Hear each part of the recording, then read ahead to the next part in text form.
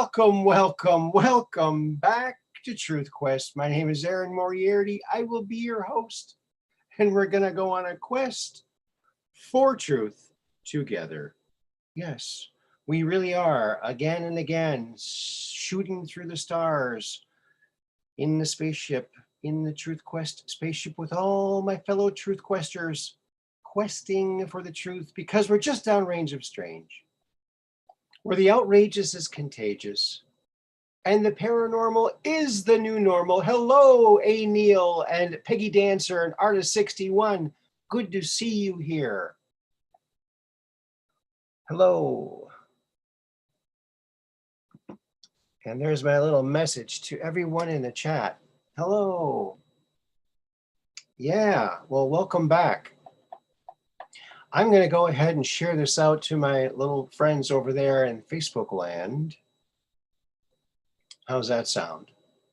I hope you're all having a great and grand Friday.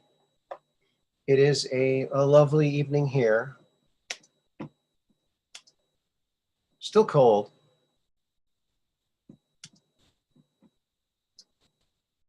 All right. There's our little message for our Facebook friends. Heavily shadow banned, so probably only 3 or 4 people are going to see that. But the more the merrier. The more the merrier. And welcome to everyone. Yvonne, good to see you here. And Catherine Weiss, hello there. And Peggy Dancer, wow, everyone's here. Yeah. Listening while you work. Okay, Yvonne. Well, awesome. Yes. I got to talk to Yvonne a little bit, and she listens while she works. So that's awesome. All right. And she's an artist, so she does good stuff. There we go. How do you like that? All righty then. You know what? Yeah. Well, we have some interesting things to talk about here, friends. We really do.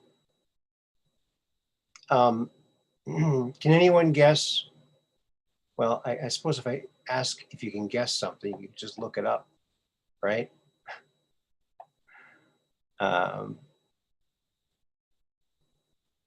Yeah. You might be able to look it up, but we'll see. We will see. Hold on a second here, friends. I gotta share this out to one special group, and that's the, if I can find it here, Sphere Being Alliance group. There it is. Because we are live. I got an email from Corey Good the other day after the Steve Cefalo interview was posted on the Sphere Being Alliance Facebook page. And so he wanted to also have the show embedded into his channel. So the interview that we did with Steve Cefalo on Wednesday is now available on my channel and on the Sphere Being Alliance channel, Corey Good's channel. However, on my channel, it's gotten like about 200 views. On Corey's channel, it's gotten like 10,000 views. So I think Corey has a few more people subscribed than I do. And that's just fine. That's just fine. So I was very honored that he wanted to put that show up there. So that was great. And friends, he may be coming on the show again. He's showing some interest in that. Oh, okay, you're putting your gloves on, so you won't be able to type. Still listening. Okay, Yolanda. All right. Well, one of these days, she's going to call in, I bet, and that would be great. Before she puts her gloves on. All righty then.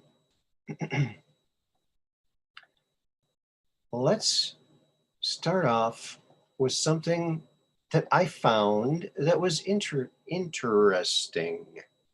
Very, very interesting.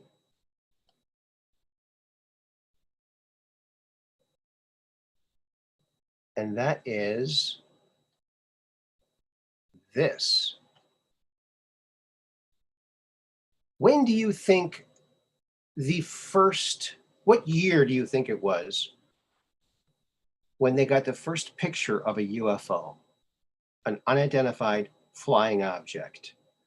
What year was the oldest UFO picture taken? Can anybody guess? Well, maybe you guessed this. And if you guessed this, 1870, then you were right. Look at this. This is the first picture of a UFO from 1870, Mount Washington, New Hampshire. This photo is dubbed the oldest UFO photograph ever taken. This item was the subject of a bidding on eBay in 2002, when finally the photo was purchased for $385. That's it? Not much. Anyway, this was originally a stereo photograph. Certainly it was difficult to manipulate photos at that time. And remember, there were no flying objects then, at least not from this world, thanks to a reader. We now have the original stereo photograph. Wow, you know, if someone, you could probably make a little viewer out of this, and you could see the three-dimensionality of it. That's so interesting. Now, when I first saw this picture, I thought it might have been taken from a dirigible. Didn't they have dirigibles in 1870? I think that they did. So this could be some sort of dirigible. I don't know. But it looks mechanical. In fact, it looks a lot like the craft that Corey Good talks about. It's got little bumps right here. Let's zoom in on this. Let's do this. So look at this thing. This is the first UFO picture ever taken. But now look at the clouds too. Look at these clouds. It looks like someone took a fork and it's like cookie dough or something. Look how thick those look. I don't think clouds look like that anymore. Did clouds change? Look at this. This is wild looking clouds. Let's see what the chat has to say. Hello, Mad Paj, BBP demand.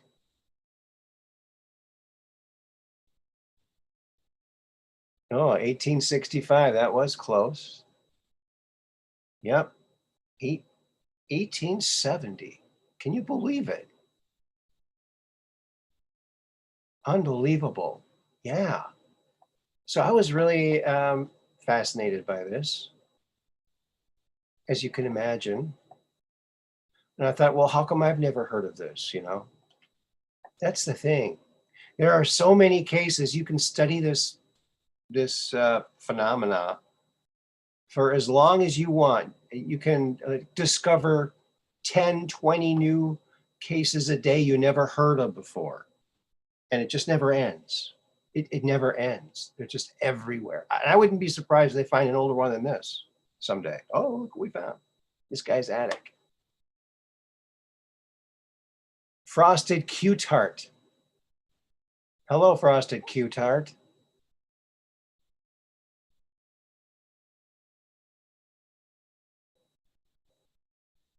Good to see you too, back by popular demand. And they've changed, haven't they, those darn clouds? Probably because we're, you know, spraying stuff in the sky, ruining everything. Yeah, those darn chemtrails anyhow. So I thought this was a very interesting sighting. I think that it looks very much like a cigar-shaped craft, right? Doesn't it? Or I guess it could be like a flat disc on the edge, you know, maybe without a dome on it. I don't know. Or it could be a balloon. You know, they certainly had different types of balloons back then, didn't they? I don't know. It's something. It definitely is something in the sky.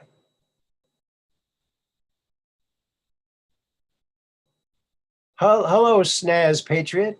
Good to see you here. Good to see you here. Yes.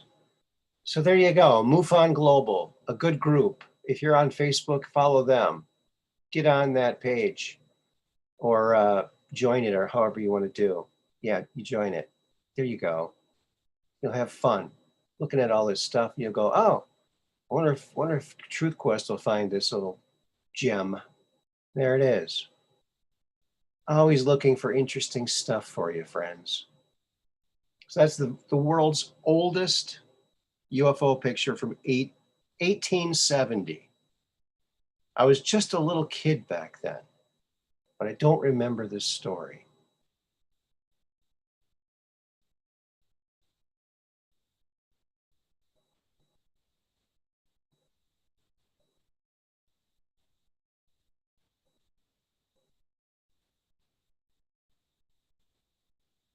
Aaron, much earlier info on that calendar, in my opinion. Okay.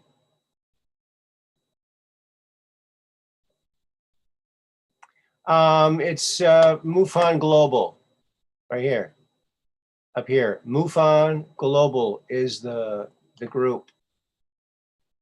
Oops, right here. Boom. The UFO Files group, okay? So I guess that's the UFO Files group. Join both of them. You'll have fun. It's chocked full of interesting stuff that will amaze you and your friends for hours upon end. And you won't believe the things you'll find out because it's just unending. There are so many of these. Yeah, I mean, they're everywhere.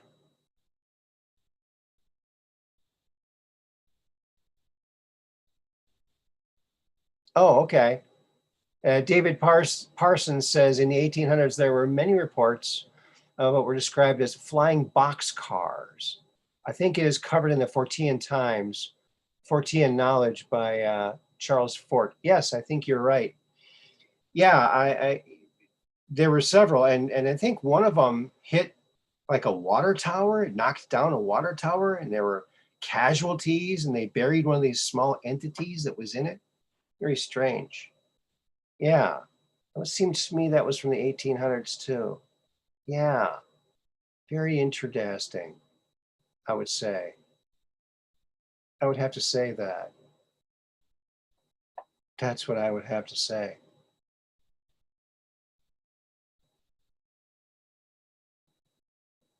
Okay, comes from other researchers, including Gene Decode and Sarge 2020 on Rumble. Alrighty.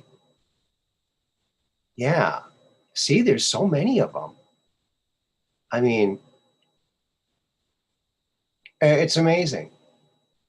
Imagine how interesting history class would be if they taught this stuff. Today we're going to look at UFOs throughout history and where they've appeared in paintings and photos. Yeah, wouldn't that be a fun class? A little sub part of history, you know, and when we're done with the UFOs, we'll go into Project Pegasus, the thing that Andrew Bashaga was in, where 140 school-aged children teleported and time traveled for the US government. Yeah, let's declassify that and teach it in schools. That's what I say. Make school fun again.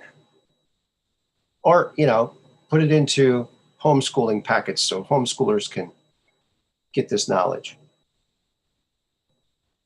Because that's the future of everything, you know. You know, you don't need the second SUV. Just homeschool and teach them right. Right? Like about UFOs and everything else like that. How do you like that, friends? The oldest. Now you can tell all your friends. You can amaze your friends with that little piece of knowledge that you just gained. You know, you can amaze your friends and maybe win a couple bets. There you go. There you go. Okay, I'm going to put the call-in information in right now. So if anyone wants to call in, you may. And there you are. And oh, and Mud Rabbit can't make it today because she's got a head cold. So let's all send our good wishes and send healing energy and prayers to Mud Rabbit. She's got a head cold. And so she didn't get much sleep last night. So she's going to be taking a day off here. So help out in the chat there. If you see anything suspicious, let us know. Thank you very much. Yes, Bashago is awesome. Yeah, he's a really cool cat. He calls me quite often. Nice guy, real nice guy. One of the few truth tellers out there. George News showed the voyage of Admiral Byrd to Antarctica Wednesday evening. And wow, shocking. Yeah, Peggy Dancer. Yes. Isn't that interesting? I didn't see that particular program, but I'm very well aware of that Antarctica. Yeah, one of the destroyers was chopped in half by some kind of light beam weapon by one of these disc craft. It actually sunk this destroyer, cut it right in half. And you know, I don't know if you can go on Google Earth and look in the water around there and try to find that cut in half ship. I don't know if they would. Well, I suppose with all the stuff they have down there, they could probably visit with gigantic submarines and probably salvage it to study what happened to it. They probably did. It probably wouldn't be there. Yeah. So that's that. Don't you know? All right, I got my little participants box open here so I can see when people call in. And feel free to call in if you want. Talk about anything you want to talk about. Hello, young star god. You made it. Yes. There's a God in the audience. We're all gods, though, aren't we? Because we have God inside of us. So there you go. He sees you when you're sleeping. He knows when you're awake, right? It's all like that.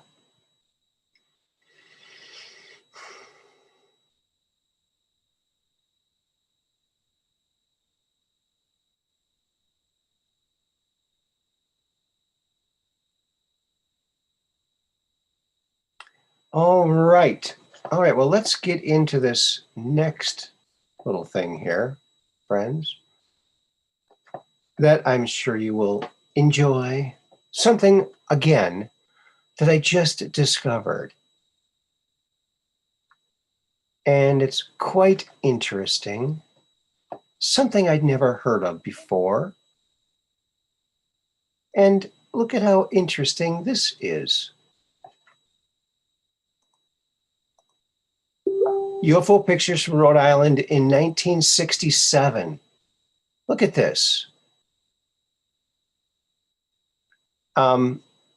This is incredible. Apparently, this gentleman, he noticed that there were UFOs in this certain area. So he got his camera and went over there one day and he caught a bunch of discs on camera. How lucky, huh? Lucky guy. He hid behind trees and whatnot.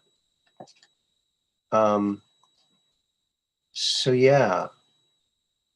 Isn't that interesting? Let's zoom in on these. Oh, pixelation.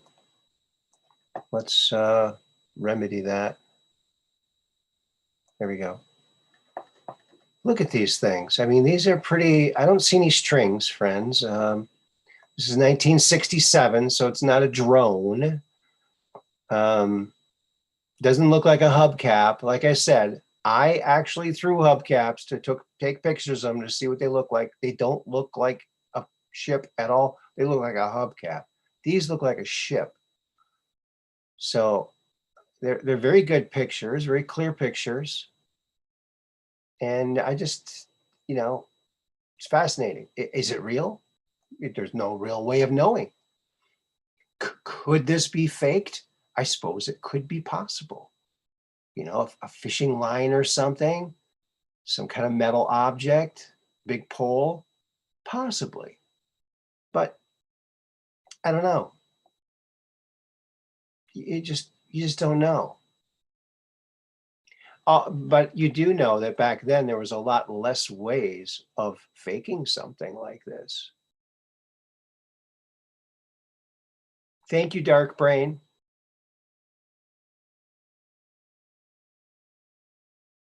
Yes, hope you're feeling better soon, Mud Rabbit. Yes. Catherine Weiss. And Catherine Weiss is our new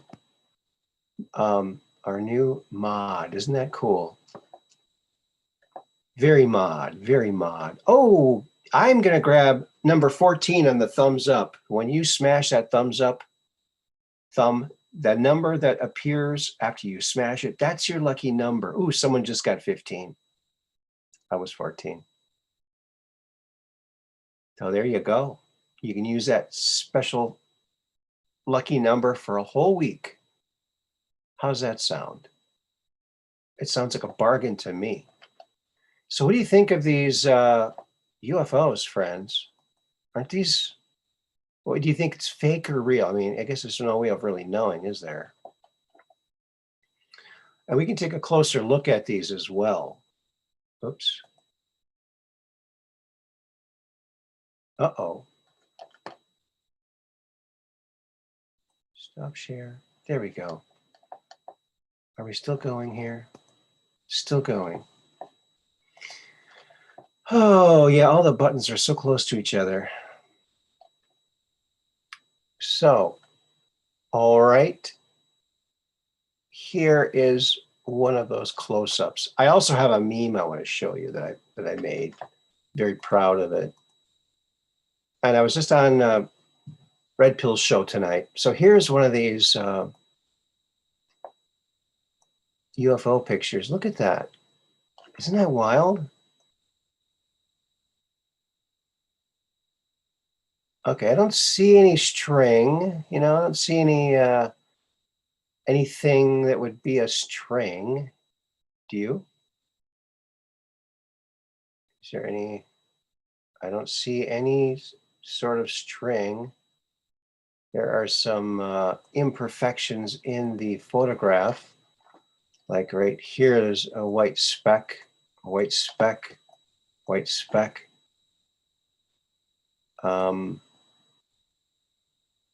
But that just seems to be something everywhere, not just above it. So I think that looks pretty interesting. I mean, if it's a fake, it's a pretty good looking one. Pretty good looking one. Pretty darn good looking one. Yeah. Red Pill 78 had some people, two young ladies on his show tonight. I think Violet and Mickey, I think, talking about bondsforthewin.com. They've got a website, and they've got a special section for every single state. Bondsforthewin.com. That's where you can, every official that's in charge of public trust has to be bonded. So you can find out who the bondholder is. You can get a copy of that bond, and you can report these people. They're not following the Constitution, making kids wear masks in school or whatever it is. And you can get that bond revoked, and you can give a letter of intent, a letter of request and a letter of intent, and give them 5-10 days to, get rid of the mandate, or they're gone. They are gone because they are answerable to the people. That's what the bond is. And so, yeah, this is how we can take care of business in our own backyard. So go to bondsforthewind.com if you're curious about that kind of stuff. And we can get all these mandates gone, because we all know what the real mandate is. And that's, I illustrated that with a picture of a young Barack Obama and Big Mike, Michelle Obama, before Mike started wearing a lot of dresses, if you know what I'm talking about. And that's what I call a mandate right there. All these other things aren't laws and they don't mean anything. So there you go. There you go. So there's a nice little classic UFO from the 60s. Isn't that interdasting? I love it. I love it. I can't get enough of it. UFOs, baby. Yes, serving EU. Yeah, Peggy Dancer has it. I love it when I see these folks serving city official subpoenas. That's what it's all about. That's what Bonds for the Wind can do. You have to serve them these. Yeah, it's very, very interesting. Very, very interesting. Now, here's another one from the same gentleman. Now, take a look at this. This is a little bit different looking. It's a little different looking. Now, this one, to me, doesn't look real. This one looks fake to me. I mean, it looks like someone took two walks and welded them together, and I don't know. But maybe it is real. You don't know. I don't know. I'm just showing you what I found. What do you think about this baby? Oh, we got some pixelation going here. We got to get on that. There we go.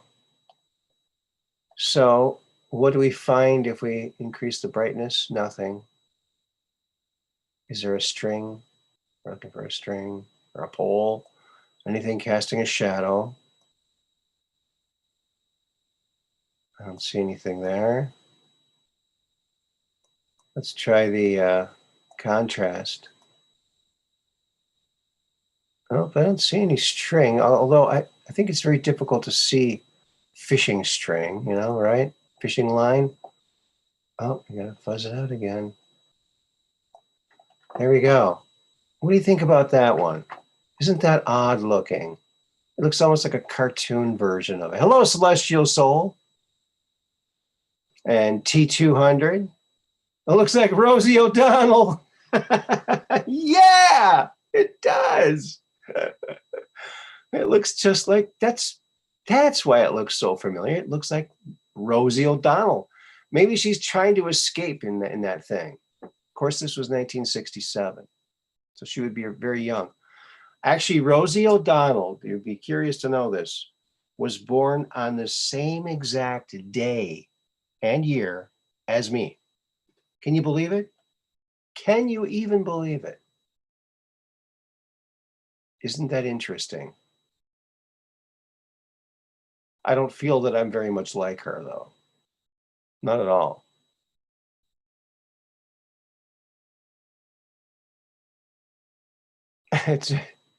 It's a real object that's being held aloft by its own power. I don't know. Okay, Dark Brain. Would need a lot of anti-gravity to pick up Rosie. That's right. Jetsons. It does look like the Jetsons.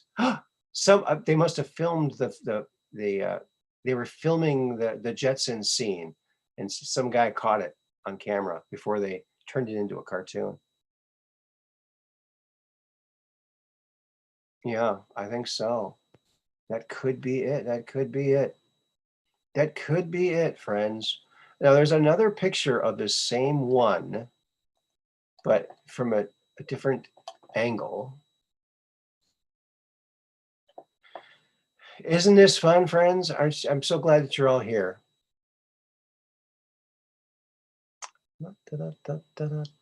Here it is. Oh, yeah. It's the little thing with little legs on it. Those stumpy little legs. There it is. Coming in for a landing. I mean, isn't it weird how UFOs from the 60s have a certain look and then they kind of look a little more modern now? Isn't that interesting? Of course, there's thousands of different types of extraterrestrials. One of them might have one like this. That might be their, hey, let's freak them out by using the one that looks like Jetsons. Yeah, they always laugh at when we use that one. Yeah, I don't know. It's very curious. Very curious indeed. Here's another observation I made. So on a lot of these pictures, he's got like a little bit of foliage in the top corners. And he says he was like hiding behind trees taking these pictures. I don't know. He's setting up the scene. Might be fake. I don't know, friends. I just don't know. I can't say for sure. All I can say is it was harder to fake it back then. So if it is fake, congratulations, you did a good job. Yes, 60s UFOs must have been designed by 60s car designers. That's what I was thinking, Mad Podge. Exactly. That's exactly what I was thinking. How did you know? Yeah. The 60s were kind of an awkward time. It was like um, for the automobile design world, it was kind of like the awkward pre-teenage years, kind of awkward looking. Because I think that the cars of the 50s and the 40s, they were classy looking. The 30s, 20s, classy looking. Just classy. Now cars are not so classy looking. Some of them are.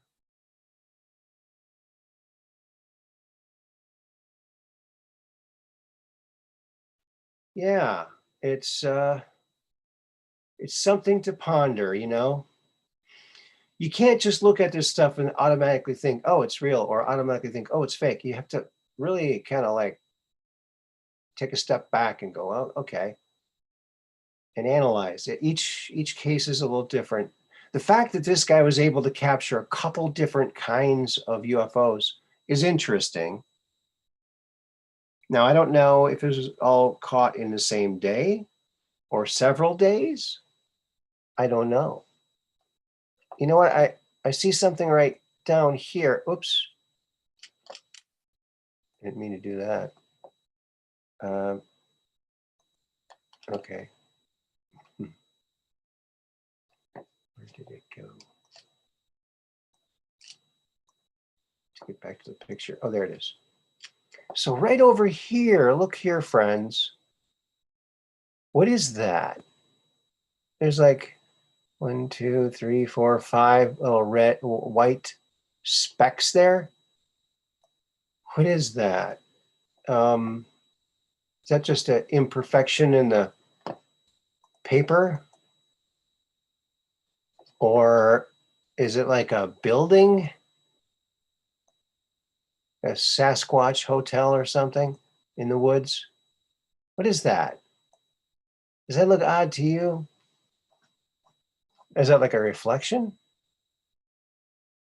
What is that? Let's see.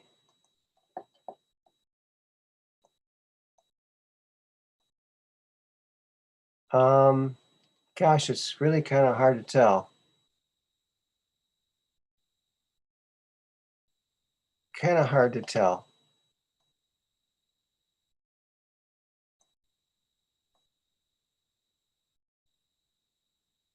Kind of hard to tell. I don't know.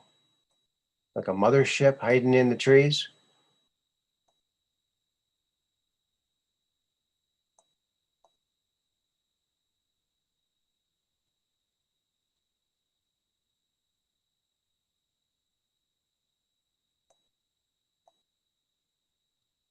Yeah, I don't know. I'm not sure what we're looking at here, but it looks kind of odd. I don't know, man. Something there. Is it just a scratch in in the photo? Could be. Yeah, I'm very skeptical of this stuff, friends. This one just looks like, I don't know, looks like someone made it in their garage. But who knows? You know, maybe that's what their craft looks like. 72 Monte Carlo here. Hello, Eric. Antenna, maybe. Shield generator.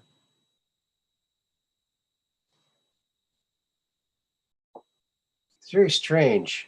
Anyway, I thought it was interesting. Well, enough of that one. On a lighter note, friends, I made a meme. And I want to get your opinion. What do you think of this meme? Just 3 words. And I might make this into a t-shirt. What do you think? Where is it? There it is. Black face matters. Yes, this is Justin Trudeau here, friends. How do you like that? That's a Truth Quest meme, baby. Hot off the meme press. What do you think? Let's get the reaction. There's a little bit of a delay, so we'll see. If that's a real UFO, it probably was made by some guy in his garage. Yeah, it was. That's what I think too. So there, black face matters. You know, it should, right? I mean, can you imagine if it was someone from like a different political persuasion that did this? They wouldn't be in office right now. But we know that people in office, they're compromised, and they use these compromised images to control these people. They probably got a lot more than this. This is just what leaked out. Great t-shirt. Yes. All right, David. Yes, I'm going to make this into a t-shirt. But you're going to have to help me because I got another one. I want you to compare it to this one. Now, keep a good look at this one. It's the same picture. The only thing that's different is the letters are different, a little different color. So here they're just yellow letters, words. But on this other one, so help me think, which one would make a better t-shirt? This one? Or, where's my thing? There it is. Or this one.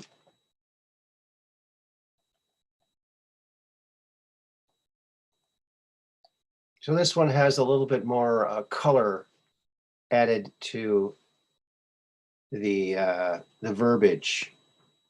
So why don't you put a 1 in the chat if you liked the first one with the yellow, and a 2 in the chat for the second one that I put up here.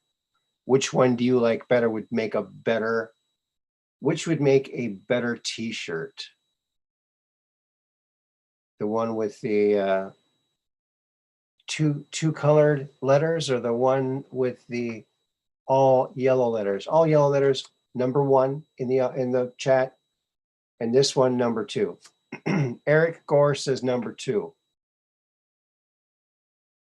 Okay, it's a toss. Okay, Mad Paj. There's not much of a difference really, but Operation Shutdown says 1. Thank you. I kind of like the simplicity of the number of the first one, but number 2, BBP Demand. So far 2 for number 2, a toss-up, and a number 1. So if we add the toss-up to 1, we got an even tie. Oh, another number 2. 2 has more impact visually. Okay. You might have something there, David. Yeah, I think I'll do that. I'll do this. I'll do this one. Yeah, I've made up my mind. Thank you. You helped me a lot, friends. I appreciate that. Yeah, blackface matters. It's so funny that he even pointed out Black Lives Matters when he was cringing and cowering to the small fringe majority that drove trucks into his backyard, and he ran away like a little girl, not like a leader of a country. Now I got a question. That thing he has on his head, does that look like a bra on his head? Does that look like a bra on his head? It looks kind of like a bra. Is it a bra? Or am I just seeing things? I don't know. It looks like a bra. Would never buy nor wear? You wouldn't, Snaz Patriot? No?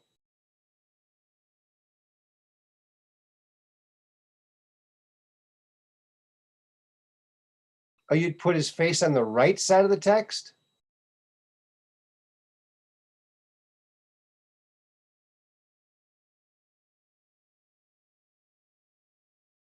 Would never buy or wear. No. Okay, well, I would think everyone would want to.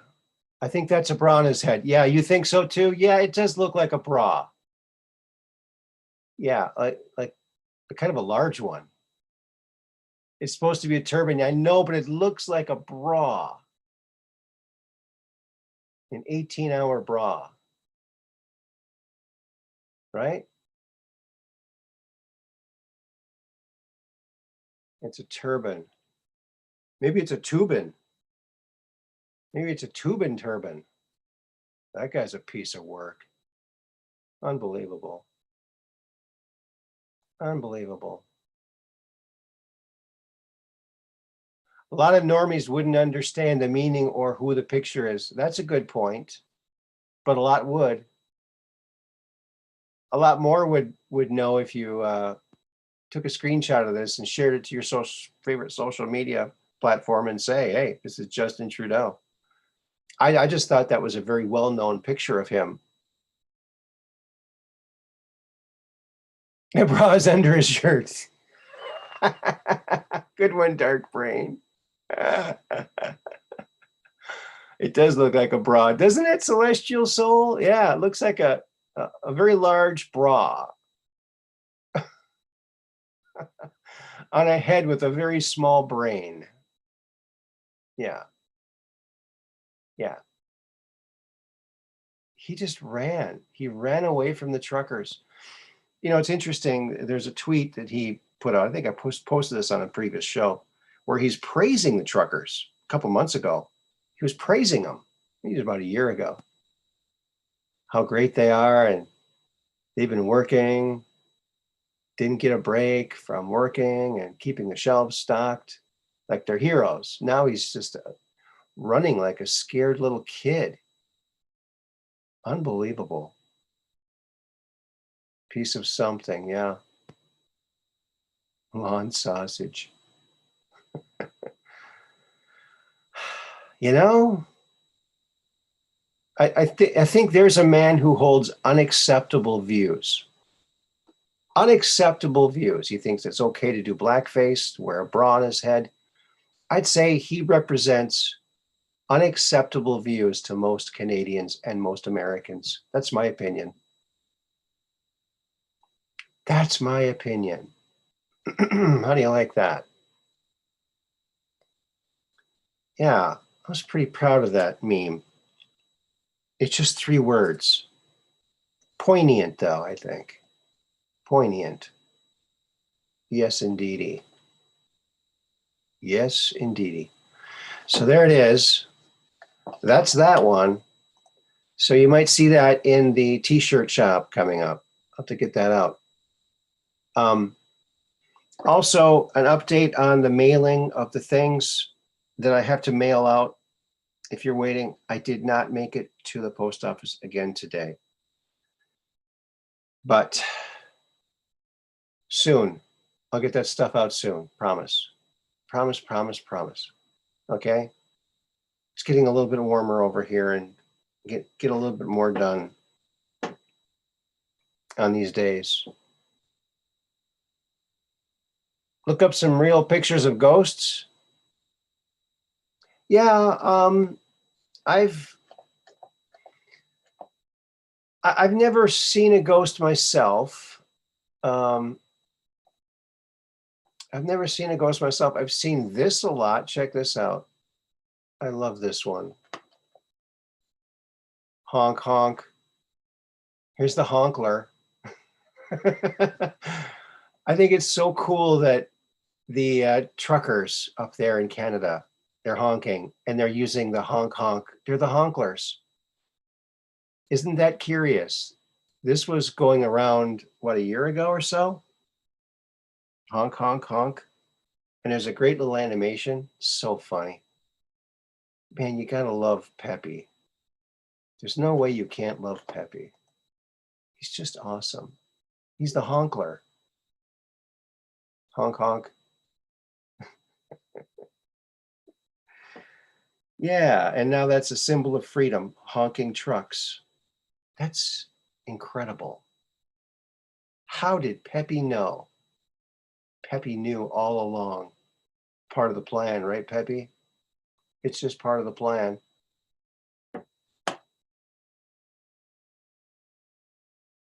Peppy knew. Notice how Peppy regained the rainbow wig too. Got to take back all that stuff. The honking will continue until freedom improves. Yes, and now Saskatchewan has dropped all mandates, and the city of Edmonton has dropped all mandates. So it is having an effect. Saskatchewan. You know, think about it. Saskatchewan. Doesn't that sound like the ideal place if you were a Sasquatch to live in Saskatchewan? I mean, it just sounds like I would be willing to bet that you could probably find a Sasquatch in no, I can't say it. Saskatchewan. Yeah, Saskatchewan Sasquatch. Say that 5 times fast. I dare ya.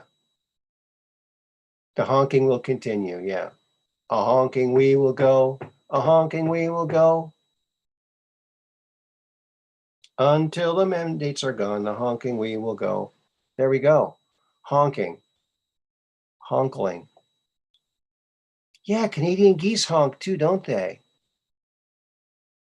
Yeah, what do Canadian geese and truckers have in common? They both honk. All right, BBP demand. Good one. Good one there. That was a good one. All righty. All righty, Aphrodite. Solarium. Solarium. How do you like that? Do you like it? Here's something that we talked about before, but I came across this again, and I just think this bears repeating because I think it's an interesting anomaly, a very strange thing. And that is this alleged alien or strange beings they found in Peru, covered in this like white sand dust stuff in these caves. But I mean, look at this head and look at ET's head. This is ET, friends. This is, if this wasn't an inspiration for this, I don't know. Look at the way the head is. Now, ET had his neck further back, but ergonomically, it makes more sense to have the neck in the middle to evenly balance the skull. I think that's might be the only difference. And the body was different too, because they had to design the body in ET to have a midget fit inside it. These guys are so skinny, they wouldn't be able to fit a little midget inside there to animate it. Now, but look at the skeleton of this thing. It's all there, everything. And one of these even had eggs in the abdomen area. So these appear to be sort of reptilian creatures in a cave in Peru. You know, how old are they? If you studied them, they I'm not sure where they are in the research on this, but you might want to look it up. But I just think that the visual similarities between this guy here and ET is probably more than a coincidence. What do you think? Isn't that strange?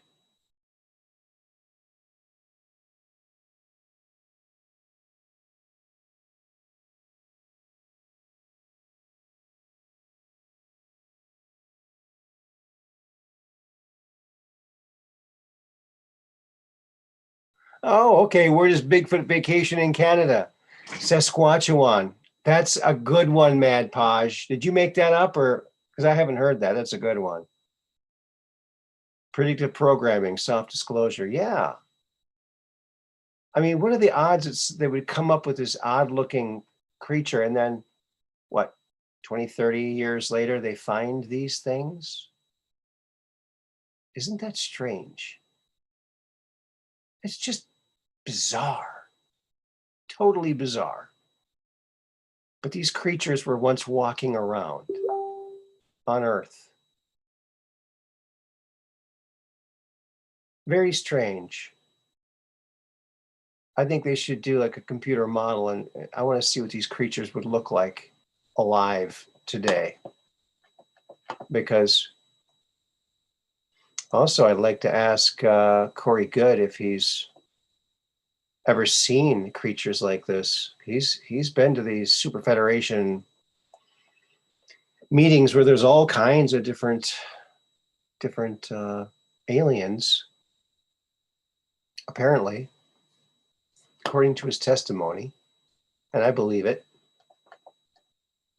So yeah, I wonder if these are still, or they died off completely, or maybe there's some alien race, or maybe some sort of race of reptilian, bipedal, opposing thumb reptilians on Earth that maybe rose up, and maybe they're still flourishing and they're kind of controlling stuff. Who knows? Or maybe they took off and went back to their home planet, or maybe they died out. Who knows? That's why we just downrange from strange. Yes, that's right, Operation Shutdown. That's exactly right. Just like them hiding all the artifacts from the Smithsonian. Yes, yes, Piggy Dancer. That's right. Yeah. I don't know, man. Because I was looking at this and going, oh, that looks familiar. Wait a minute. Looks like E.T. It totally looks like a mummified E.T. head. Interesting, huh? Yeah. So I put together this little pictorial that kind of matches these up next to each other. So it's easier to see that they do have this strange similarity.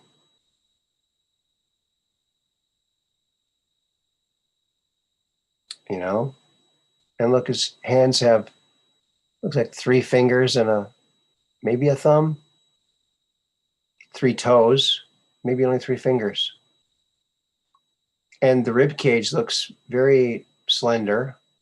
These were skinny dudes. I mean, they're probably pretty good at dancing, I bet. They could probably do like lots of moves with those.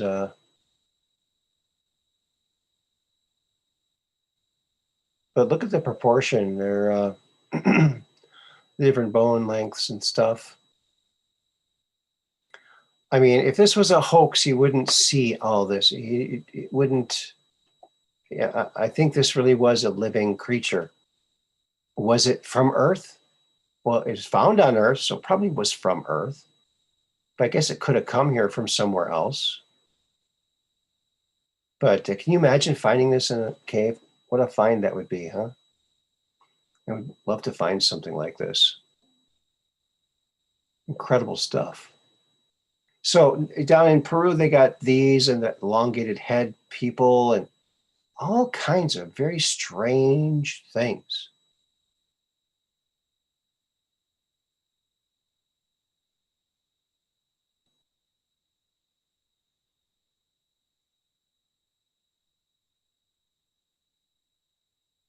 Skeleton has a hip issue. Yes, it looks like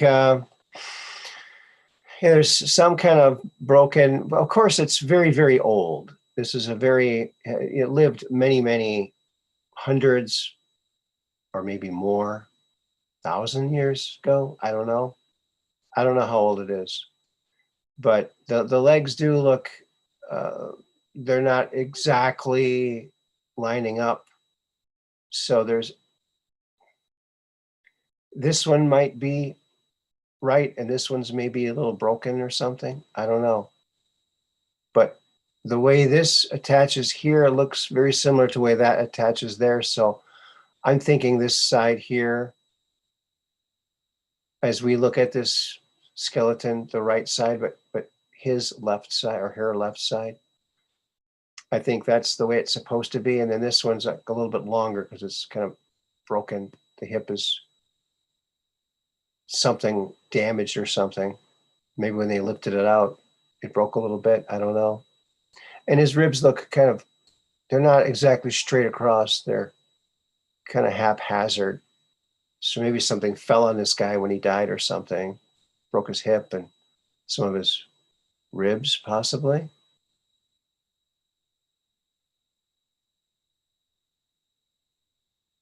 Yeah, the lengths of the bones are very non-human, aren't they? They're very non-human, and I think that the researchers said it seemed to be reptilian for some reason. Because it had eggs. One of them had like 3 very visible eggs in the abdomen, obviously the female. So they apparently laid eggs. Maybe if they keep looking, they can find some of these eggs or some of the little offspring that might also be lurking somewhere in these caves. All right. Good night, BBP Demand. Good to see you. Glad you stopped by. Thank you very much. All righty then.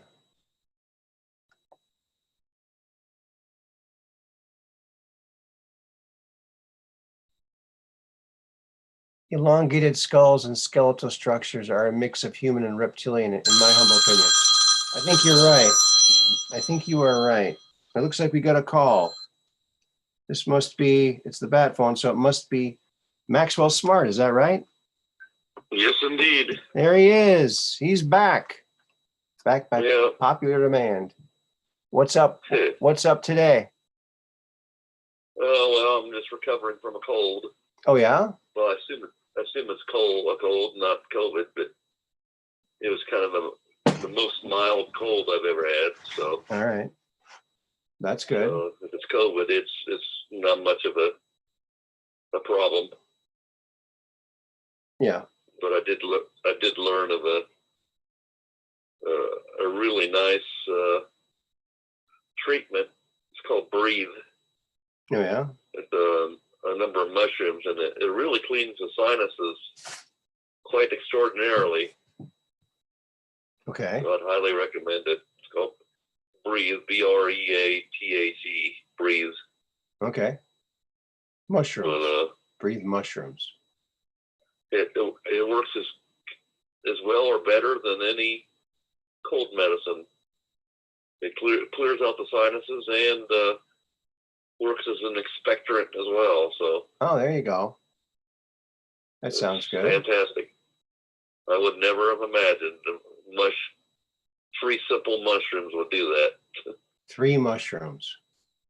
Well, I think I know why they didn't put 4 mushrooms in that tablet. Because there wasn't much room for another one.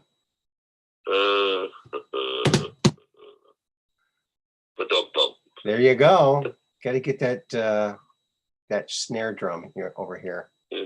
Yeah. You feeling better, Maxwell? Peggy Dancer asks. Are you feeling better? Much better. Oh, good.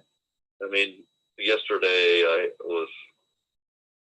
you can tell my voice is a little bit off, but yesterday I could barely talk. Well, you could have called in and did sign language.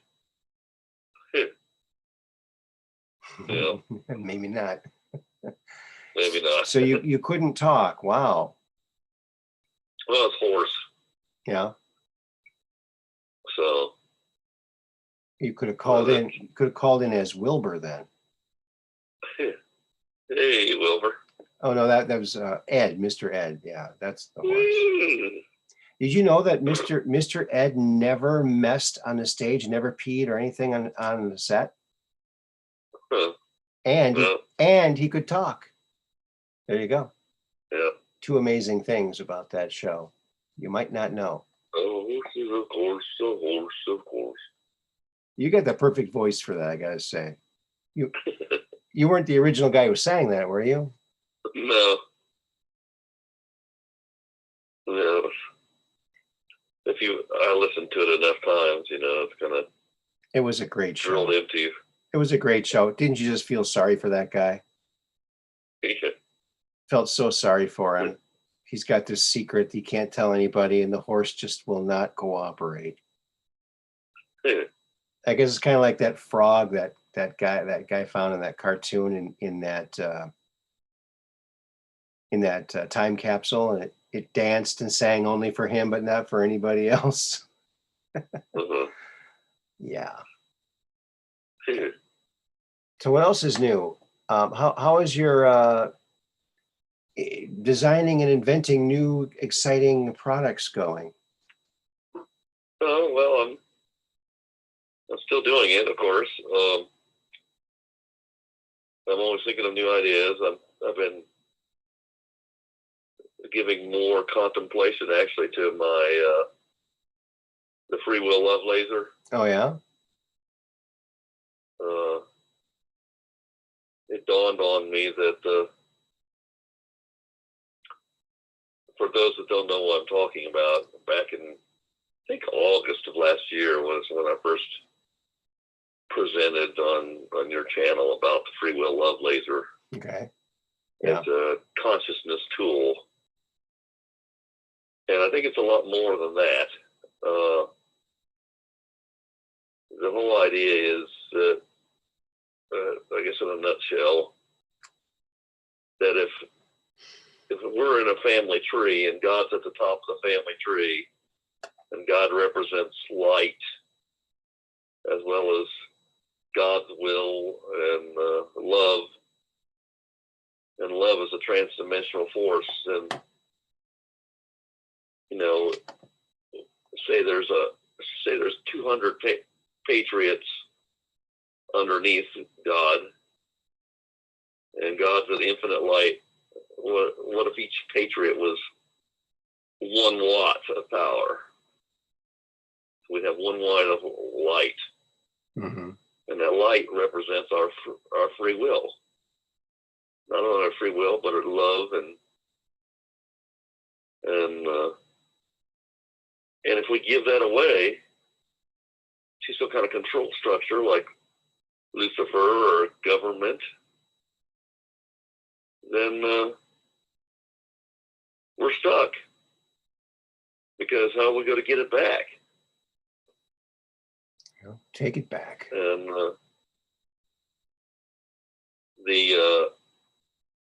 anyway, the analogy was that, what is the power of the patriot? Well, we have dominion or control over our free will, and that's our freedom, our free will dominion. And as soon as we give it away, then we are disconnected from source. Mm-hmm. And it kind of dawned on me one time. It says, well, where's the power of the patriot? Well, the power of the patriot is when we work together and utilize that light that's love and free will and all at the same time. And I thought, well, this is a model of a laser. When light hits an electron, it causes the electron to jump up to a higher energy level, Mm-hmm. and it stays up there for a short time and then falls back down and gives off a photon of light. Okay. And if you do this with enough electrons at the same time, you get a whole bunch that go up and then all fall down simultaneously. Well, that's what a laser is. Mm-hmm. And Okay. well, I have a model that our consciousness, the soul, is really part of a vast network across the entire multiverse, consisting of a two-dimensional superconductor, and it, of course, has infinite storage capacity. We're literally connected to everybody else, to everything else, via this superconductor. Okay. And in consciousness, there's a paper that was put out through the study of anesthesia, that consciousness operates at terahertz frequencies. And that's the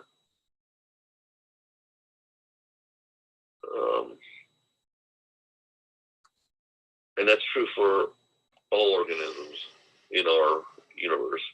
Okay. Operate at terahertz frequencies. Well, the interesting thing is there's a paper out there. I've told people how to find that paper before, that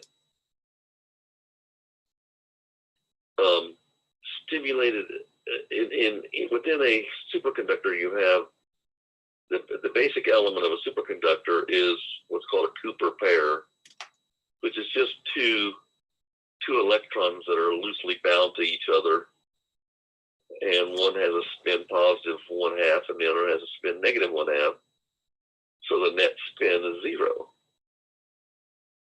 But there's a paper out there that shows that if you hit a two-dimensional superconductor with a terahertz frequency radiation, then this Cooper pair will rise to higher energy state, just like the electron does in a laser. The only difference is when it falls back down from that higher energy state, it releases gravity waves. Interesting. And if you have enough of these stimulated to the higher energy state, when they all fall down at the same time, you get a coherent gravity wave. Okay. And it dawned on me, it says, okay, this is operating at terahertz frequencies, so that's the frequency of consciousness. So another way to say this is, if we amplify consciousness, it produces gravity waves. Interesting. If it produces gravity waves, it also alters time. Mm-hmm. So perhaps the consciousness of the universe, of which we're all part, is the real source of gravity. Now, when you alter time because you're altering gravity, you can now create a situation in which other particles can exist for a long enough period of time to manifest themselves. For example, the muon. A muon is a particle very similar to an electron, except it's more massive. Mm-hmm. It's 210 times more massive. If you want to look this up, you look up supersymmetry. Okay. And there's also sister particles to the quarks. You know, in our reality, we have the up and down quark, which makes up all the neutrons and all the protons. in the universe, observable universe. But we know there are other quarks like charmed quark and strange quark, and then above that there's a bottom quark and there's a top quark. And my model says that in a higher reality where essentially time dilation takes place so that these particles stay around longer, the muon acts just like the electron does in our periodic table. Okay. Meaning in this reality, there might be a whole nother periodic table where the muon is like the electron, and instead the matter, additional matter that exists in this periodic table consists of strange and charmed quarks, making up what I would call a hyper neutron and a hyper proton. And so you have a whole other potential periodic table that might come into existence. Perhaps hyper element 115 is, once created in this higher environment, is stable in our reality. Okay.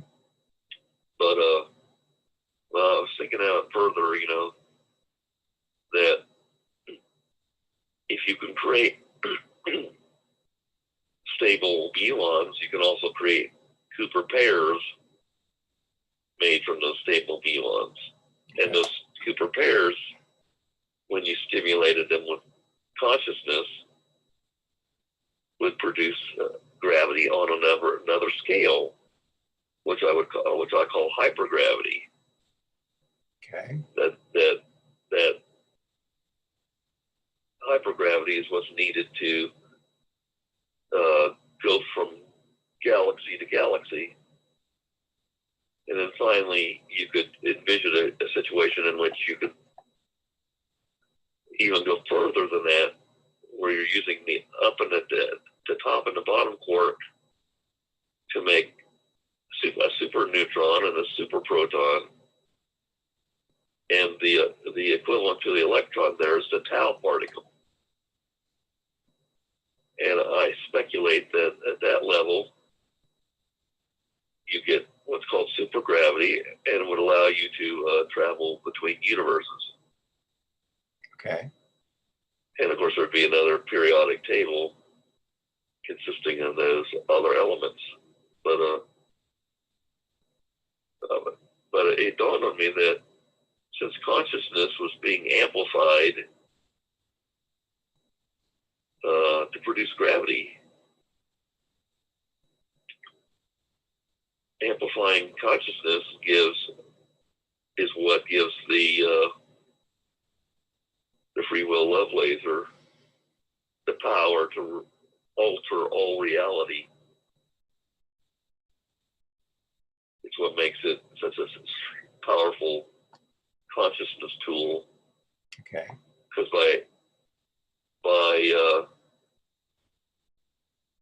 by activating the process,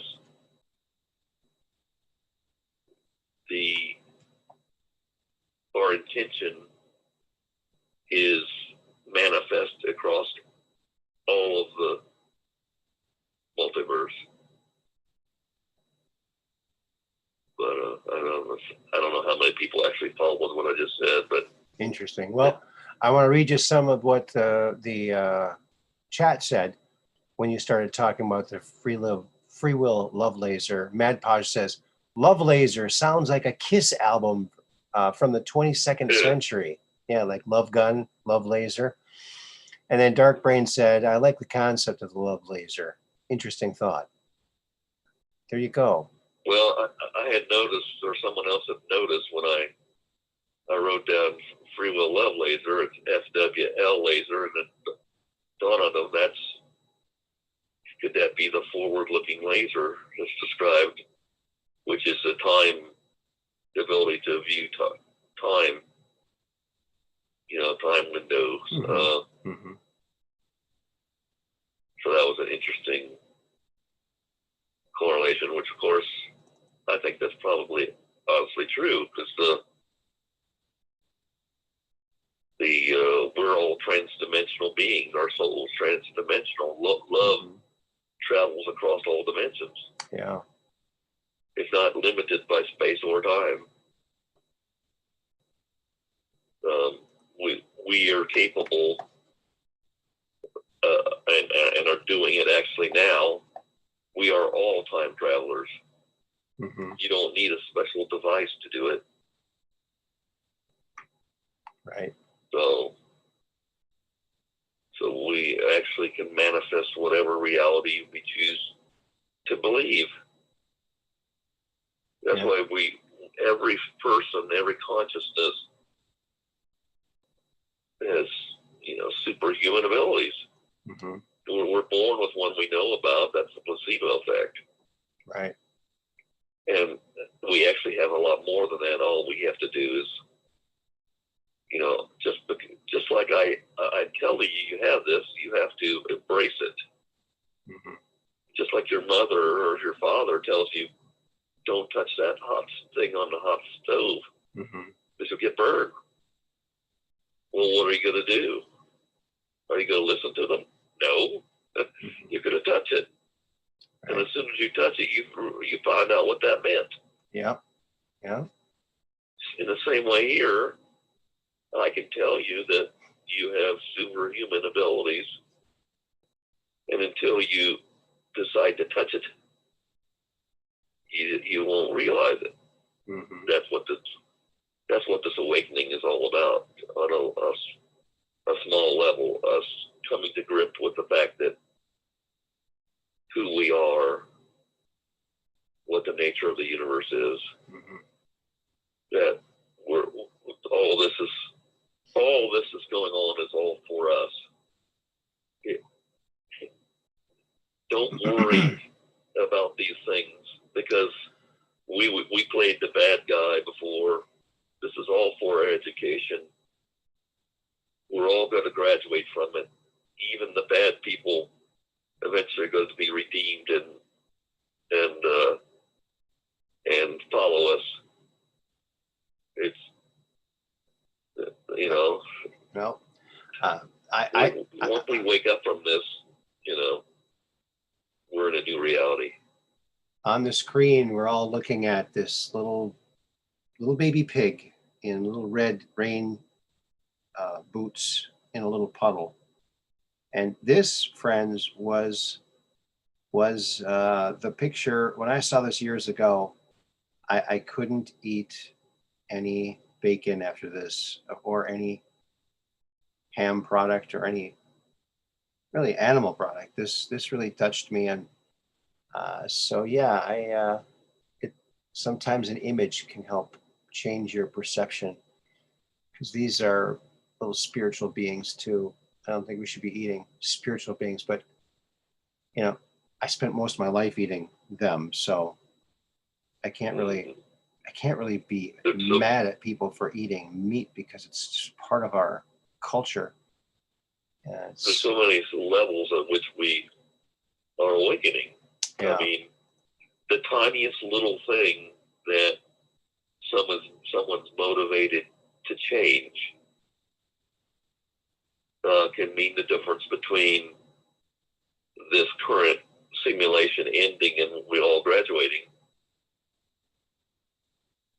or not.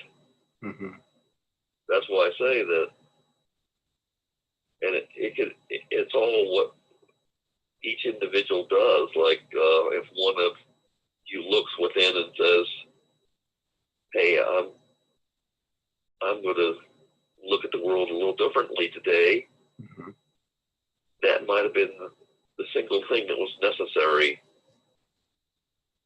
for us to graduate. Okay, we're all connected, so the power of each individual consciousness is so massive that one person in this chat waking up in some significant way changes all of our reality. Yeah. So you all have the power.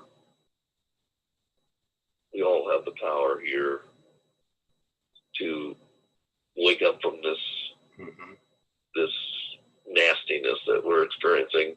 Yes. And we will. It's predestined. We're going to win. Oh yeah.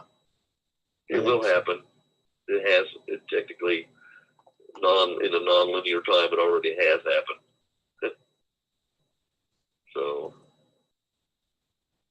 So don't worry so much. There's so many people because when you worry, you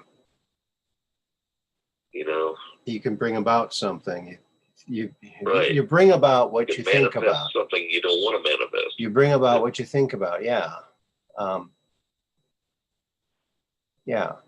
And you know, if you're setting off on a big trek, like you're going to go walk somewhere a very long distance, and you know at the end of that trip there's a very rickety bridge, and you spend your whole trip thinking about that rickety bridge that you're not there yet, and in the meantime you're not noticing the flowers you're passing or any of the nice people that say things along the way. You're just too preoccupied with that possible thing in the future.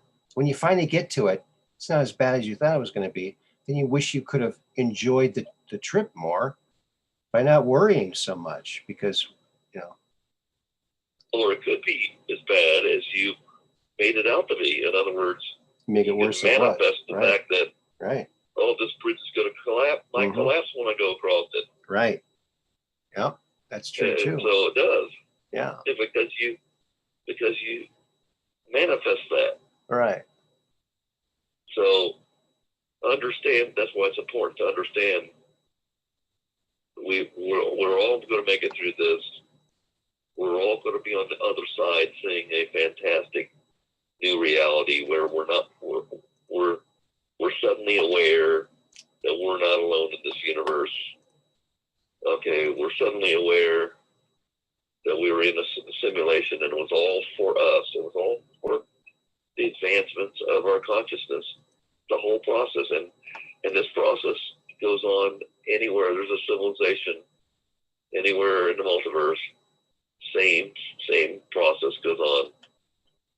It's there, and we're going to be, when we go to the next level, of course,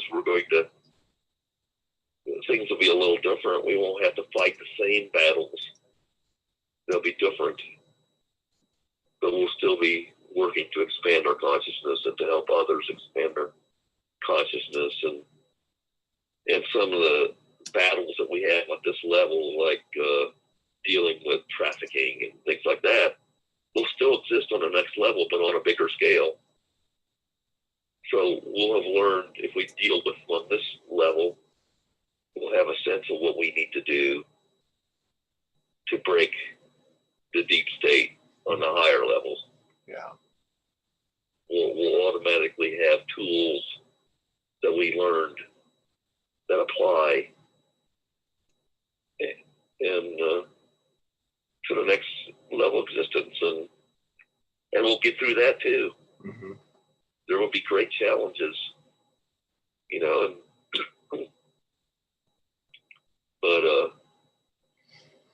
it's all part of the same development of consciousness. Yeah. That every conscious being had to go through, or will go through. Right. So, I have up on screen now an image I created. I took a picture of the Earth, and I took all of the flags of the world, and I created a giant peace sign around the Earth with all the flags, all the flags of the Earth, where everyone is represented. And that's the kind of one world I envision, where each individual country is proud of their nation, but they're joining with everybody else to make the world better, and not to consolidate and become the new world order, but to become a free world. Really, a united free world. Right. Free world would be incredible. but just not the way the globalists are envisioning it, you know? Right, where everybody has their sovereignty. Yeah. You know, they haven't given it away. You know, the globalism is trying to get you to give away your power. Yes.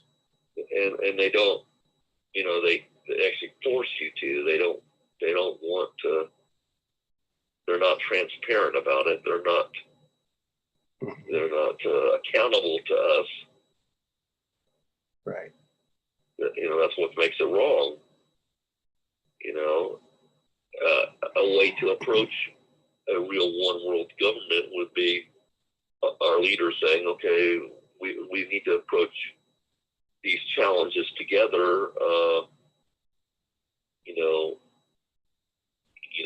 You all get a vote in that. You know, Yeah. you all get a vote in that as to how we approach this, and then everybody knows what's going on. It's not being hidden. You know, so there's no question that we'll have governance of whole worlds and beyond in the future. Mm-hmm. But we'll have gotten past this level of existence, and we'll have seen what we're seeing now. Mm-hmm. We're seeing now why you don't want to give up your authority to anybody. Mm-hmm. Because at the minute you do, they're going to take advantage of it. On this, and do all nature of evil. Right. Well, we just gotta do good things to counter all that evil. Now, this image I have up with the earth and the peace sign. Now I have it upside down. We normally see the peace sign with the three legs pointing down, but according to Billy Meyer, that is the symbol of death. It's when you turn it, Really? turn it the other way, more like a tree. That's the real peace sign. So they've gotten us to look at the peace sign wrongly. And so this apparently is the correct way for a peace sign to be. So they've even, they've taken the symbolism of peace and distorted it, So Well, wasn't that the same is true, wasn't it, about the Nazi symbol? I guess in the reverse direction, it had some other very positive meaning. Right. And I can't remember who I heard this from, but apparently they went back in time to change the swastika to the exact opposite of what it was. For some reason, they had to do it. I don't know what it was, but so that's interesting too. So, but that is true of symbolism, that,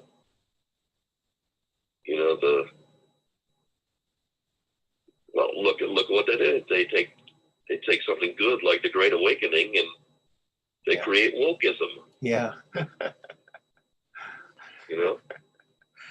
Yeah. Yeah. They try to hijack. They pause the process and make it their own, which is of course not positive. Hey Max, if you had to guess how old the oldest picture of a UFO was, what year would you guess would be the first UFO picture? From what year? Well, the first picture I would guess, if you want to call paintings, or someone. No. Picture, photograph. Okay.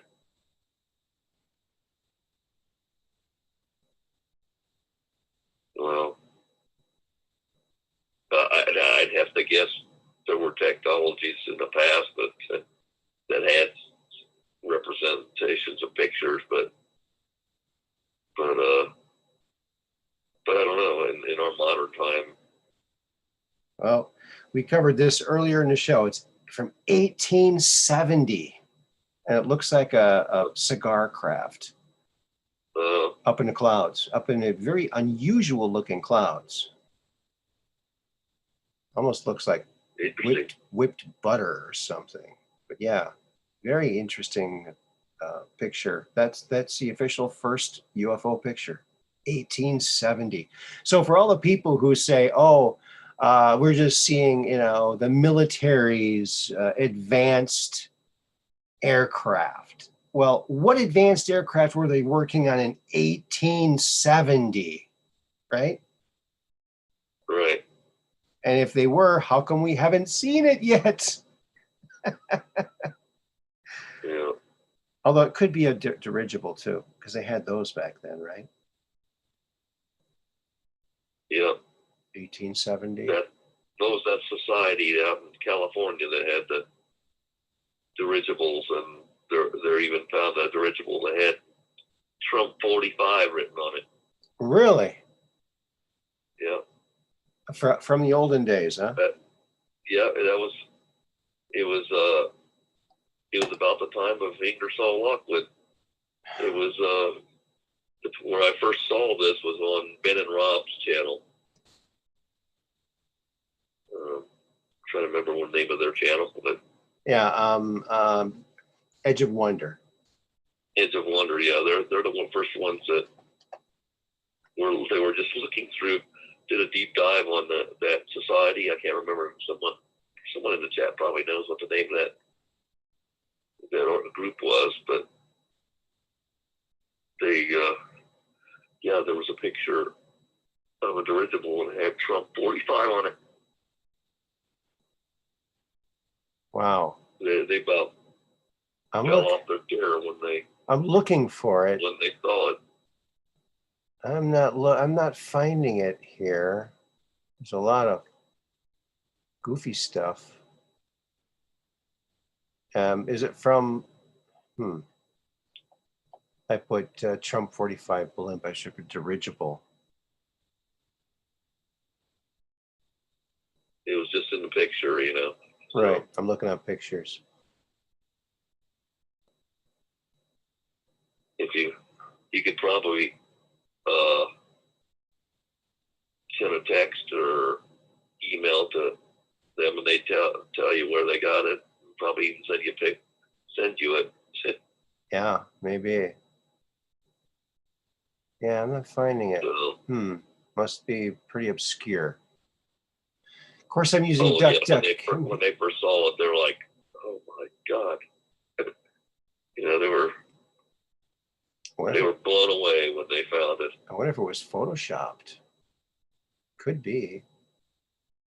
That's possible, yes. Yeah, I don't see it, but I'm just, you know, looking casually as we're talking. I'm not super hyper focused on it like it would be if I was not on the air, you know. I'm just kind of casually scrolling, and it's not popping out at me. So that's interesting. I'll give you something to look for. Yeah, those guys are really good at deep dives on things. Oh yeah, they're good guys. I mean, some of the stuff that they found about. I mean, there was a whole series that we were talking about relics of old, like Sphere of Destiny and other things, and they're like, oh yeah, they found extraordinary things. There's text written by Adolf Hitler about his search for the sphere of density. I mean, Sphere of Destiny. The diary entries from Adolf Hitler. Wow. About it revealed his obsession with these different relics. Interesting. It's pretty amazing stuff that they found. So those guys, I mean, their some of their broadcasts had risen definitely to the theatrical level of professionalism. It's like I could not believe some of the stuff that they put together. Yeah, they're good. I'm sure. They are very good. Yes, definitely. Of course, that's what they've done. I mean, that's their career. They had that. Mm-hmm. They did that sort of thing for a living in the past. So right. But it's like, I mean, they were one of the earlier channels that I woke up to. Okay. Yeah. Yeah. They're good. They put on a good show. They got good chemistry together, and right. They're probably the top one of the top 10 channels I first experienced the movement through.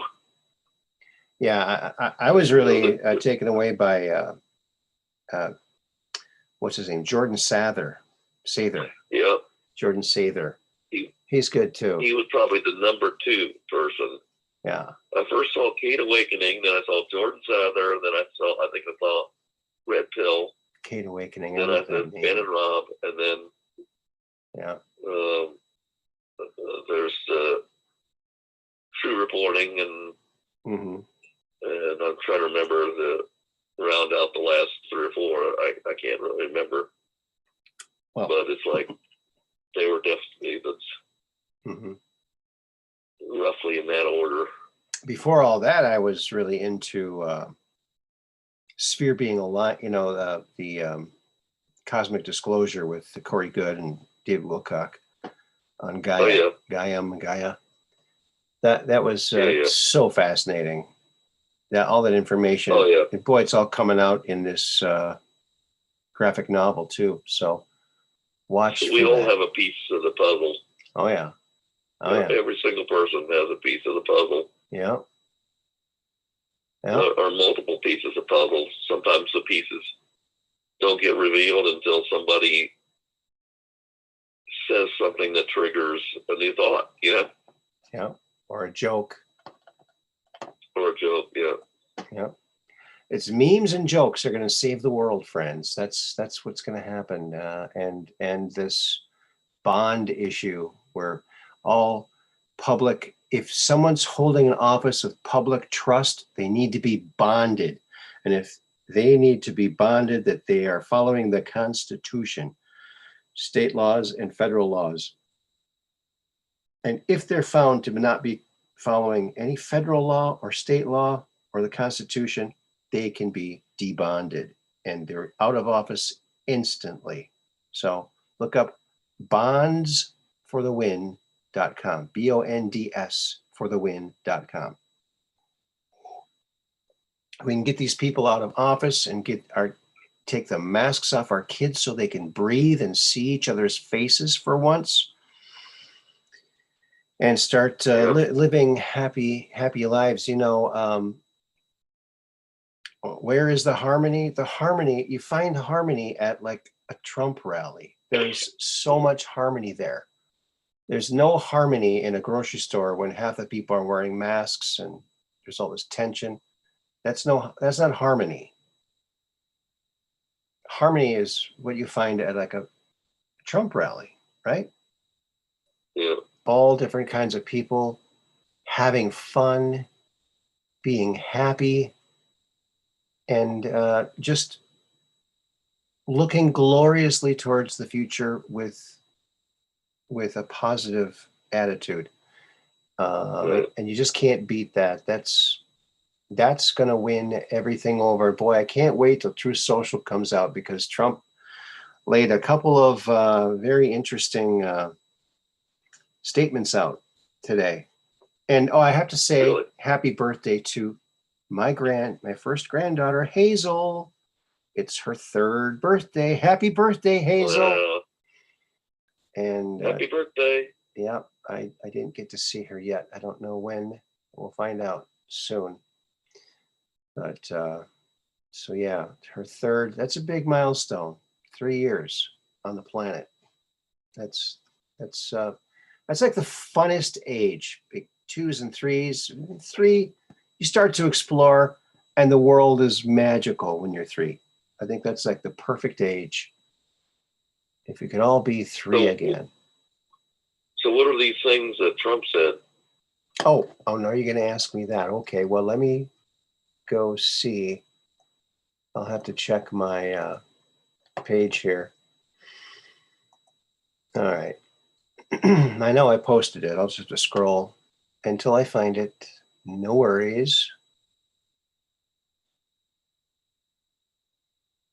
Oh boy, I post a lot of stuff. Here I go. I'm my own worst enemy here. Oh God, this one is so good. There's a picture of Justin Trudeau. It's a YouTube, and the little black rectangle with the play triangle on it is right below his nose, where it looks like a Hitler mustache, and the meme says, sometimes YouTube does some things right. Yes, sometimes they do.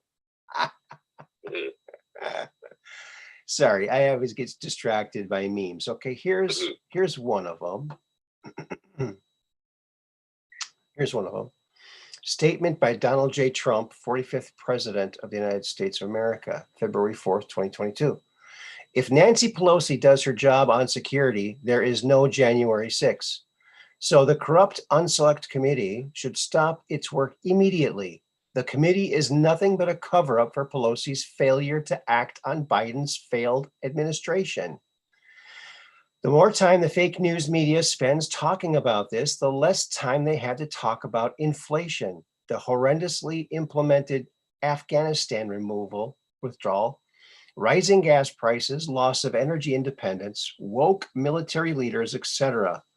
That's what the radical left Dems want. Yeah, he's really putting it out there. That's one of them. I love these little statements he puts out. Oh, yeah. I think they're great. All right. Where's the other one? I know there's another one here somewhere. Folks, he's not worried. No, he's playing golf, relaxing. He knows. You know, we should all realize if you got fear, you know, our lead, he's a true leader. We know he's not afraid. Mm-hmm. So, you know, he knows this is all going to change soon. Here's just another one from today, February 4th, 2022. Statement by Donald J. Trump, 45th President of the United States of America. Facebook's number of daily users has plunged for the first time in Facebook history. This means people are tired of fake news and abuse, and especially tired of their political shenanigans. It could also be that people are waiting for truth, the highly sophisticated platform that we look forward to opening in the not too distant future. Time to straighten out what's happening in our country. Yes. Yeah. Did you hear Facebook lost $268 billion at one time. They also lost face too. So it's just book. It's massive. Yeah. Lost, you know. Well, you know what? Everything woke turns to what our fearless leader said. SHIT. Right. Everything woke it eats itself. I mean, there's no way for it to sustain itself. I mean, they're trying to bend everyone to a very narrow view. You can't try to destroy something and not have, you know, it be destroyed, you know. Mm-hmm. You know, you can't put a very positive spin about destroying things. Mm-hmm. Here's another one he put out today. He was busy today. February 4th, 2022. Statement by Donald J. Trump, 45th President of the United States. The stench of Jeff Zucker is finally leaving CNN. The air over there, the radical left will be happy to hear, is being made more environmentally friendly. The carbon footprint is looking better, but the stench remains. And also at low-rated MSDNC, where weak leaders like Brian Roberts of Comcast, who are under the thumb of the left, don't allow the truth to be told. Stockholders should not treat these companies well. We need a free and open press in our country, and we need it now. That's right. We need it now, friends. We need it now. Yeah. And not a moment too soon. This truth is going to be coming out. Truth Social looks like he's going to call it just plain truth now. Did you hear what Shaquille O'Neal said in an interview? No. Listen to this. Let me see. Oops. Let me try to play. Look, I encourage everybody to be safe and take care of your family. I do. But there's still some people that don't want to take it, and you shouldn't have to be forced to take something that you don't want. So I don't think people are being forced to take. Well, there are some. I mean, listen, we have a mandate at CBS. that's force. We have a mandate at CBS. But my point. That's force. But where I wholeheartedly. That's force. No, it's not force. It is force, because if the man don't take it, the man will get fired. Look, That's right. The man don't take it, the man gets fired. That's forced. You hear her argue that? That talking head was arguing. Shaquille O'Neal's a pretty smart guy. Can't put one over on him. So that's, their narrative is just totally falling apart. Right. Well, most of we all need to give credit where credit's due too. It's not just the Patriots. It's a whole lot of Democrats have already awakened. Mm-hmm. At least partially awakened. Mm-hmm. They know what's going on. They know that we've got an insanity in the form of a government. Right now. Mm-hmm. They see it. They know it. That's why things happen like in Virginia. That it wasn't because suddenly a whole bunch of Republicans got out the vote. No, it was because a whole lot of Democrats woke up. Mm-hmm. That we don't want somebody telling us what to teach our kids. Mm-hmm. We don't want, also happened in New Jersey. It's happening everywhere. So people across the board are waking up. Yeah. And that's what's supposed to happen. That's the whole point of what's going on, is for people to wake up. Americans love their country. Oh yeah. Okay. Mm-hmm. They really do love their country, and once they realize that these people are trying to destroy the country, they band together and say, "No, it's not happening." And that's what we're starting to see. Mm-hmm. They say, "No, we're not going to put up with this BS anymore." It's Yeah. And when it happens here, it's the ripple effect is going to spread across the globe. Mm-hmm. And it's already happening across the globe too. But the whole world's looking to us. They know where America goes, the world goes. Yeah. And I got on the screen now, I got Prince. He's pointing up at the sky. He's got his guitar. He's on stage. He says, "Dearly beloved, we are gathered here today to get through this thing called life." Prince. Yes, we are. We certainly are. And he helped to wake up a lot of people too. He really did. He was a good artist. He wrote a lot of songs about our dilemma that we're in right now. Folks, if you can look at these people, even the most evil people, and understand that even them are serving the greater good by waking us up, then you start to appreciate what it means to this transformation we're going through.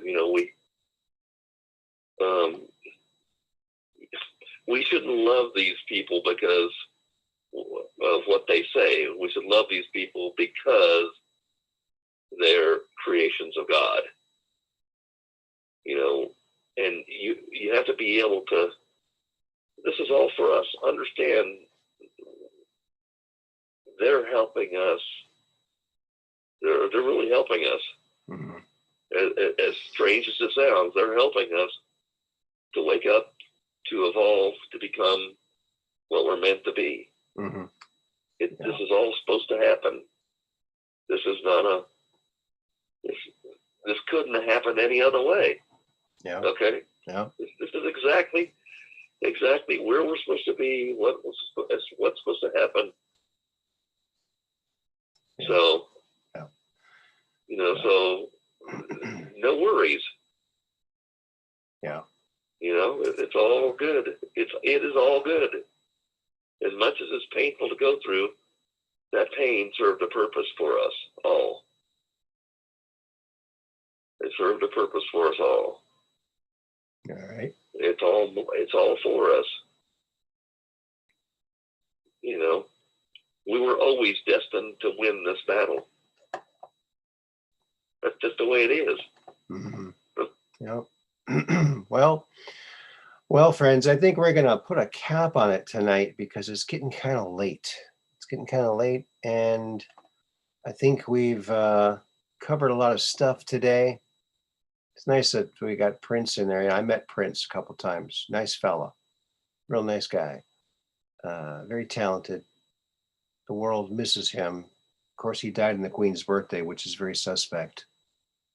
And I have my own ideas about that. But yeah, we miss you, Prince. You were a good guy. He was a devout Jehovah's Witness. So he was a Jehovah's Witness. There he goes. And my good friend Corbin Phoenix is actually related to him. Well, And he says the family that they came from down there in Arkansas, they're all Jehovah's Witnesses down there too. So it's something that they brought with them up to Minnesota. So interesting stuff. Very interesting. Yeah, there's different paths for different types of people. That's why there's different roads. You don't have to take the highway. You can take the road less traveled, or you can take this other. All the roads lead to the same end point. That's my opinion. And if you wake up, that's all that matters. Yeah. So I want to thank everybody for tuning in. Again, I want to remind you all that our last episode with Steve Cefalo is not only on the Truth Quest channel, it's also on the Sphere Being Alliance channel. So go check that out over there. And so yeah, very honored to have that shared over there. And thank you to everyone in the chat for keeping it comfy.